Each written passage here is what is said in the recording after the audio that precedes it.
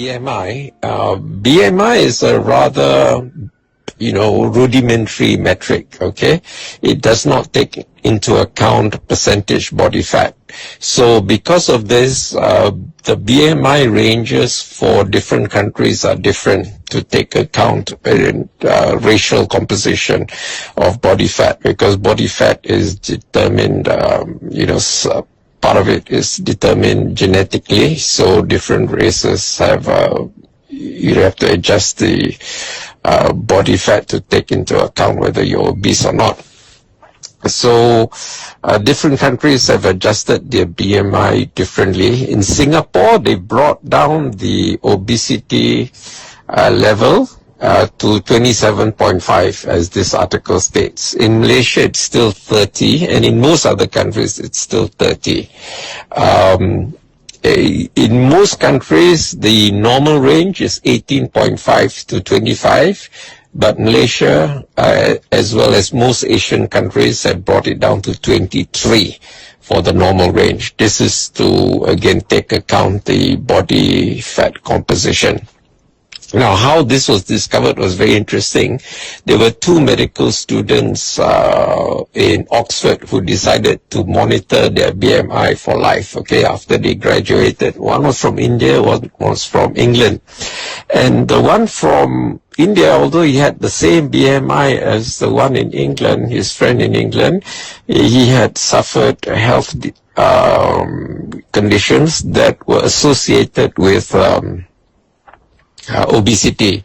So when they found out, did further research, that's when they said they discovered that they have to take into account the body fat percentage, and Asians in general have a higher body fat percentage than Caucasians, and because of that, the recommendation was to lower the normal upper limit from 25 to 23 for most Asian countries, okay? Singapore did one step further. Not only did they do that, they also brought down the obesity level from 30 to 27.5. In Malaysia, it's still 30. Anyway, anything above 23 is bad news, so you should bring it down to below 23.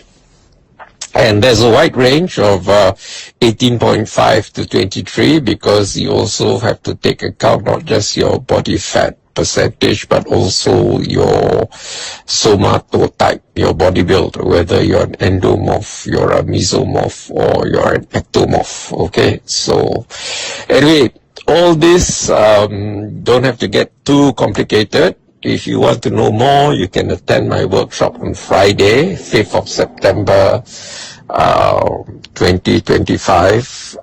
It'll be from 2:30 until 4 o'clock. It'll be a high tea in Bandar Utama. And the food that they serve at the high tea is a buffet. There's enough plant-based, whole food, plant-based foods there for me to run the workshop. Of course, there'll be some animal-based foods there, which I would encourage you to avoid. But if you can't tahan, there's actually a rule that you need to be on the diet 99% of the time. It doesn't have to be 100%. So that 1% is for you to lepas gan, it's a safety valve. Otherwise, you'll be driving up the wall, climbing up the walls, and then you give up altogether, which is a lot worse. So we have a 1% safety valve there. So if you cannot tahan, 1% means 1 in every 100 meals you can eat meat. So roughly 1 meal every 3 months or so. Now I only eat plant-based, animal-based foods twice a year, on my children's birthday, which is February 4th, and my birthday, which is February 5th. So my birthday is the day of my workshop, so I may eat some animal-based products depending on my mood. Last time I used to look forward to these days where I eat animal-based products. Now I can take it or leave it. I don't feel the necessity because I'm so used to eating whole food, plant-based foods since 18th of October 2018. So this year it would be 7 years that since I've been eating whole food plant-based. Now, it's also important to not just know what to eat. In fact, to know what to eat, I've adopted a very simple system called the traffic light system. So we categorize foods under 3 colors. The red light foods, red light category are foods that you need to avoid at all costs, or if you have to take only 1% of the time. Yellow light category are the ones which have high nutrients, but also high calories. So you need to avoid eating, unlimited quantities. So there's a quota for this. For red light foods, they are high calorie dense, and usually high calorie density foods are also low in nutrients. Okay, they have low nutrient density and low nutrient diversity.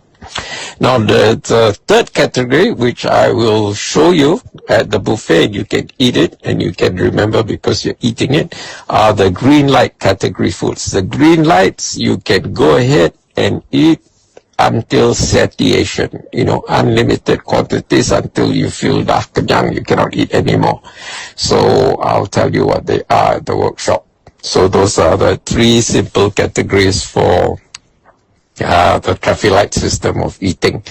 Now, not only what you eat is important, when you eat is important too. So there is a new emerging science called chronobiology, and it informs us that you should eat before dark, okay, before nightfall. So when it's important, don't eat after dark, okay, only eat during daylight hours. The reason is quite long and complicated. Just if you want, you can ask me on Friday.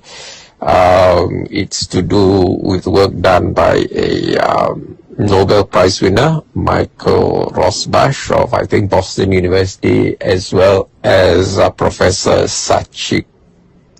Sachidananda Panda of the Salk Institute in California. Okay.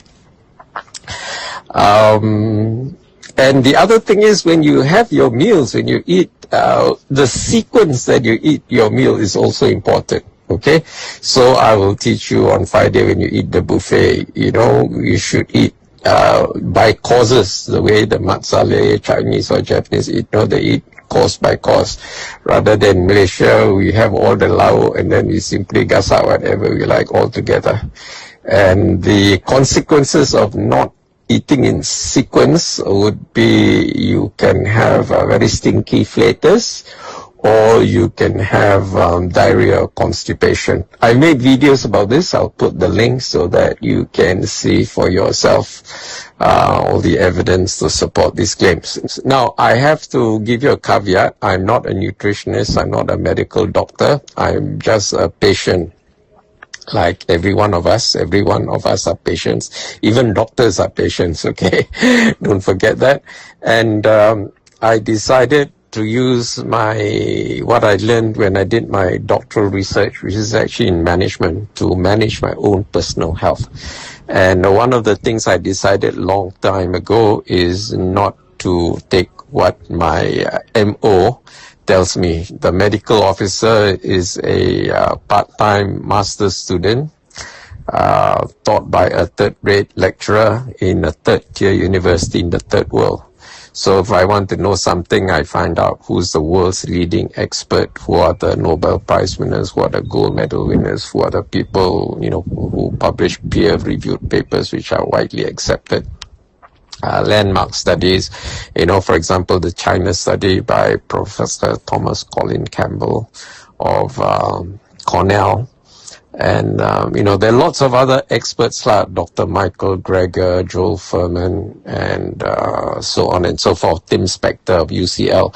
So I find out who are the world's leading experts. You'll be surprised. There's so many free videos by them that you can watch, free lectures of their videos, free videos of their lectures that you can find on YouTube. Or if you have a ResearchGate account, you can access the research papers. Of course, research papers, very technical, but there's some translatable things that you can adopt and make into your daily habit so that you can optimize your health. So I'm providing details of the workshop on Friday. To get an invitation, you have to make a donation minimum of 200 ringgit. I'm not giving the exact venue because I don't want gate crashes and all that. So once you send me the donation by bank transfer, in the reference, put your phone number, and I'll WhatsApp you the exact venue. Okay. Don't put your name because your name will already been shown when you do the bank transfer, because you put your name, there may not be enough space for you to put your full phone number. So to make sure your phone number, is legible, just put all the numbers, no need the hyphen and no need blank spaces between the numbers, just put all the 10 digits, and hopefully I'll be able to read your phone number and tell you the exact venue of the high tea whole food plant-based buffet workshop. Okay, so see you on Friday if you're in KL or PJ. Bye. Attendance at my whole food plant-based buffet high tea workshop from 1430 to 1600 hours on Friday, 5th of September 2025 is by invitation only. To receive an invitation, you need to make a minimum donation of 200 ringgits towards my various eye treatments. Details may be found here. http://vegivore/8477.